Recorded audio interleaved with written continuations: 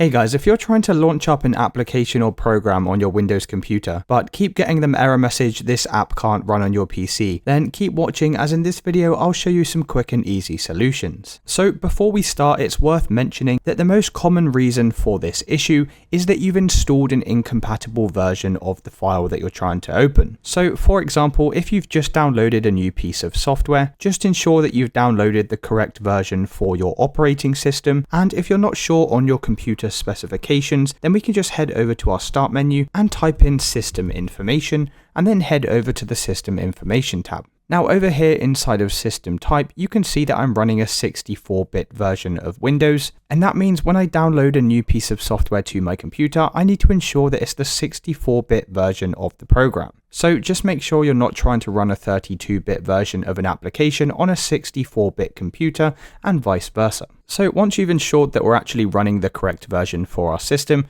we can head out of this window and we're going to come over to our start menu and search for CMD. Then just right click on the command prompt and run this as administrator. Inside of here, we're just going to type in sfc/scan now and hit enter. And then you'll need to give this a few minutes to complete as this scan takes place.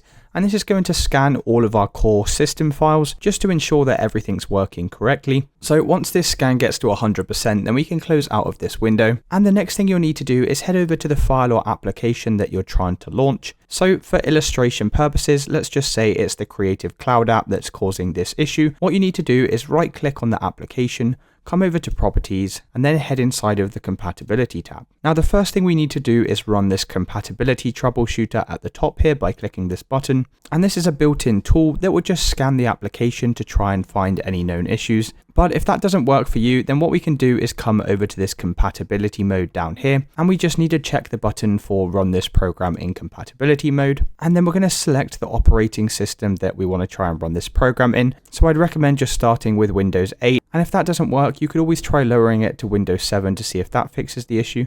But Windows 8 should be fine for most of us. And then we can press apply and OK to save these changes, and you can double click and see if that fixes the issue. So if that still doesn't work, the next solution is to head over to your start menu, search for settings, and then come over to the settings tab. From the left hand side, select system. And we need to come down to this tab where it says for developers and click this. And then we're going to turn developer mode on over here just by toggling this to on. And you may get this message pop up and we can just press yes to confirm. And also while we're in the settings window, it's a good idea to come down on the left to Windows Update and just press this check for updates button here to ensure that we are running the latest version of Windows, as outdated software can be another reason for compatibility issues with our applications. So once you've installed any pending updates inside of here, we can then close out of this window. And the next thing you'll need to do is head over to the start menu, search for change user account, and then click this change user account control settings over here. And we want to make sure this slider here is turned down right to the bottom, and then press OK to save these changes. Then the very last thing we're going to do is head over to the start menu once more,